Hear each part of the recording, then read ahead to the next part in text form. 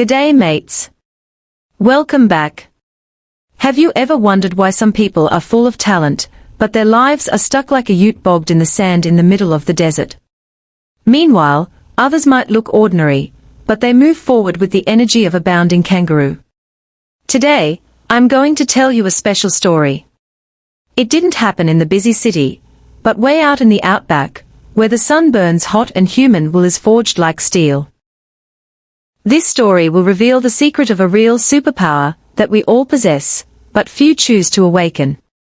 Before we start this journey through the red dust and wind, go ahead and smash that subscribe button. No worries, it's completely free, but it proves you're a legend with a taste for wisdom. Who knows? That button might be the first step of discipline, so you don't miss out on life-changing lessons.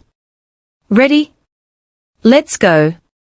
Story title: Young Saurin and the Lesson from the Red Earth. Once upon a time, in a quiet village called Willowrest, but let me tell it the Aussie way, imagine a town deep in the bush, where the red dirt stretches to the horizon and the laugh of the kookaburra wakes everyone up in the morning. There lived a young bloke named Saurin. Saurin was a kind-hearted fella, always helping everyone and respecting his elders.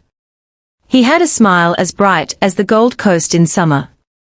But Saurin had a supersized problem: he had absolutely no discipline. Saurin lived by the motto "No worries, mate," but in a negative way. He slept in until the sun was high, skipped his studies, played too much, and always dodged hard work, hard yakka.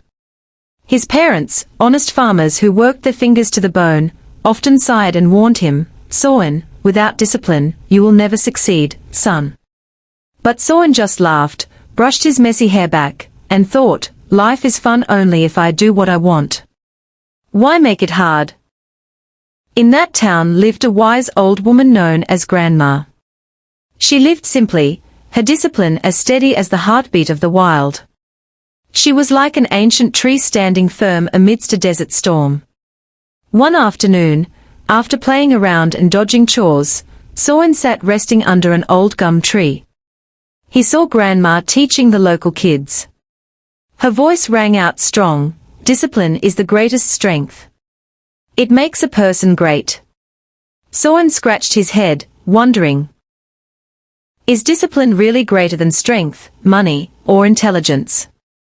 Curiosity got the better of him, so after the class finished, he approached the old lady. "Grandma," Saurin asked skeptically, "is discipline really so important? Can someone succeed without it?" Grandma smiled, a kind but knowing smile. "You will know the answer tomorrow. But you must come to me before sunrise." Saurin agreed, though deep down he thought it sounded like torture. The next morning, when the rooster crowed and the kookaburras started their chorus, Saurin was still curled up in his warm blanket. Sleep pulled at him like gravity. He wanted to stay in bed so badly. But then, he remembered Grandma's words and his curiosity pushed him. He fought a fierce battle with the laziness inside him, and finally, he got up. He ran through the morning mist to meet Grandma. She nodded with satisfaction. "You have won your first victory over laziness. This is the hardest battle, young man." She took Saurin out to the fields, where the Aussie farmers were working hard under the rising red sun.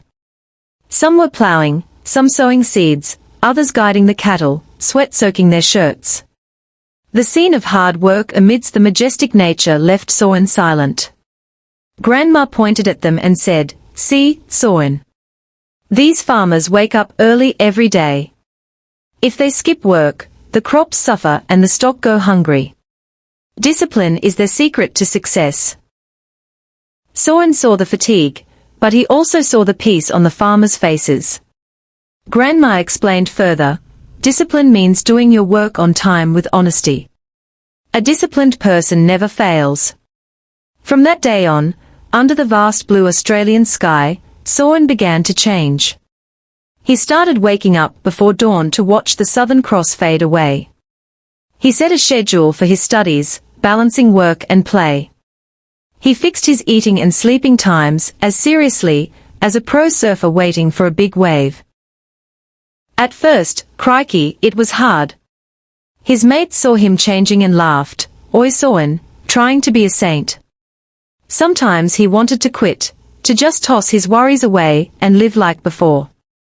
But every time he felt that way, Grandma's words echoed in his head. Discipline means winning over difficulties. If you defeat yourself, no one else can defeat you. Time passed, just as the wet season replaces the dry, and Saurin gradually learned self-control. He realized discipline wasn't just a one-day effort, but a habit. Grandma often used a natural metaphor with him. A river can make a hole in a stone by touching it every day. Discipline works exactly the same way. Small efforts daily lead to great results.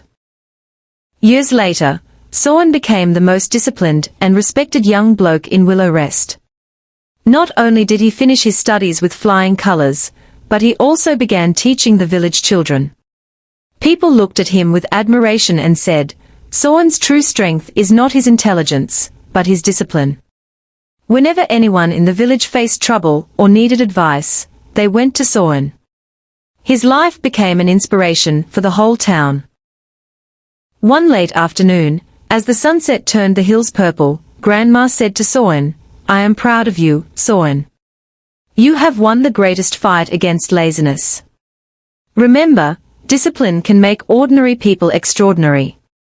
Saurin bowed his head, moved, and said, Grandma, it is all thanks to your guidance.